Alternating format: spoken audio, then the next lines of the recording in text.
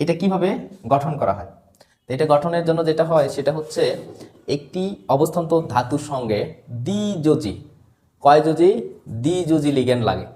এর আগে আমরা শিখছি কি? এর আগে শিখছি একযোজী লিগ্যান্ড। লিগ্যান্ড কয় প্রকার শিখছি? প্রশম লিগ্যান্ড এবং ঋণাত্মক লিগ্যান্ড। কিন্তু এবার যেটা, এটা হচ্ছে এই লিগ্যান্ডটা দ্বিযোজী লিগ্যান্ড। তাহলে কিলেটিং যে লিগ্যান্ডটা, সেই লিগ্যান্ডটা হবে কি? দ্বিযোজী লিগ্যান্ড।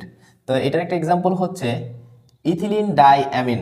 এটাকে এইভাবে প্রকাশ করা হয়, ইথিলিন ডাইঅ্যামিন। দেখো এটার যোজনী 2, তাহলে এটা হচ্ছে দ্বিযোজী লিগ্যান্ড, দ্বিযোজী লিগ্যান্ড।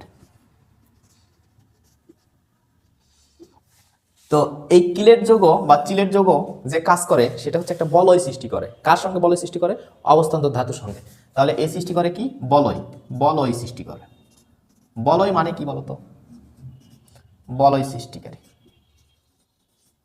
তো বলয় কিভাবে সৃষ্টি করে এটার একটা এক্সাম্পল দিয়ে বোঝাচ্ছি যে কিলেট বা চিলেট যৌগ কাকে বলা হয়। কিলেট বা চিলেট যৌগ হচ্ছে কোনো অবস্থান্তর ধাতুর সঙ্গে যদি কিলেটিং লিগ্যান্ড যুক্ত হয়ে একটি বলয় সৃষ্টি করে বা চক্র সৃষ্টি করে বা সাইকেল সৃষ্টি করে, তাকে আমরা বলবো কি? কিলেট যৌগ বা চিলেট যৌগ। এক্সাম্পলের সাহায্যে আরো ভালোভাবে বুঝতে পারবো। তো ধরো এরকম নিলাম,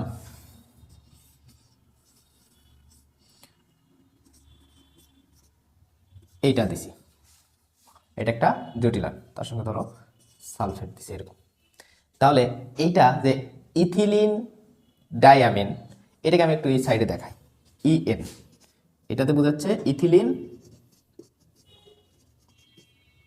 ইথিলিন ডাইঅ্যামিন, ইথিলিন ডাইঅ্যামিন। তো ইথিলিন হচ্ছে এরকম CH2, CH2, এটা হচ্ছে ইথিলিন। এর সঙ্গে দুইটা যদি অ্যামিন দেই, অ্যামিনোমূলক, তাহলে দেখো NH2, এই যে ইথিলিন ডাইঅ্যামিন। তাহলে এইটাই কিন্তু কাজ করবে, এটাই কিন্তু লিগ্যান্ড হিসেবে কাজ করবে। কেন? দেখো এখানে কিন্তু মুক্তজোড় আছে, এখানে কিন্তু মুক্তজোড় আছে। অ্যামিনো গ্রুপ কয়টা থাকবে? 2টা। তাহলে চিলেট যৌগে অ্যামিনো গ্রুপ কয়টা আছে? 2টা। এই অ্যামিনো গ্রুপ বলো তো, এই অ্যামিনো গ্রুপে কি 2টা? এই যে মুক্তজোড় ইলেকট্রন আছে না, তার মানে এই কি? ইলেকট্রন দাতা। তাহলে ইলেকট্রন দাতা যে, সেই তো কি? লিগ্যান্ড। তো এটা দেখো তো দুই পাশ থেকেই দিচ্ছে, এই যে দ্বিযোজী লিগ্যান্ড, দুই পাশ থেকেই দিচ্ছে, ঠিক আছে? তো ইথিলিন ডাইঅ্যামিন, দেখো এখানে কয়টা আছে? ইথিলিন ডাইঅ্যামিন 2টা। কয়টা আছে? 2টা। আমি শুধু এইটুকুর গঠনটাই বুঝাই দিব যে দেখো এটার ভিতরে ইথিলিন ডাইঅ্যামিন কয়টা আছে? 2টা। এটা বড় করে না লিখে ইএন দিয়েই বুঝাই। কয়টা ইথিলিন ডাইঅ্যামিন আছে? 2টা। আর কপার আছে কয়টা? 1টা। তাহলে কপার আছে 1টা, এই যে কপারকে আমরা লিখলাম কপার। ইথিলিন ডাইঅ্যামিন 2টা আছে, এইটা আছে 2টা, তাহলে আমি 2টাকে একটু এভাবে লিখি, CH2, CH2, এটুকু লিখলাম। তারপর এর সঙ্গে NH2, এর সঙ্গে NH2 দিলাম।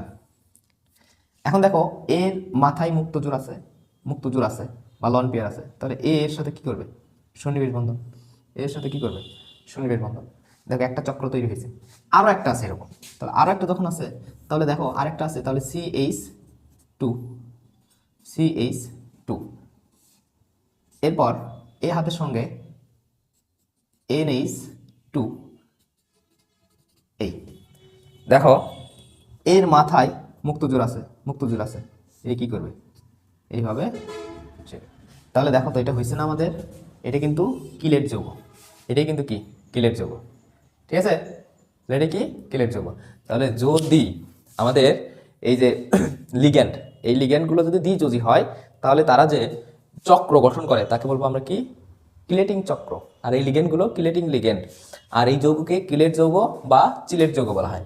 তাহলে বুঝতে পারলা তো যে চিলেট যৌগ বা কিলেট যৌগ তৈরির জন্য কি লাগে? প্রথম শর্ত দ্বিযোজী লিগ্যান্ড লাগে। সেই দ্বিযোজী লিগ্যান্ড একটা বলয় সৃষ্টি করে, বলয় সৃষ্টি করে জটিল যৌগ গঠন করে।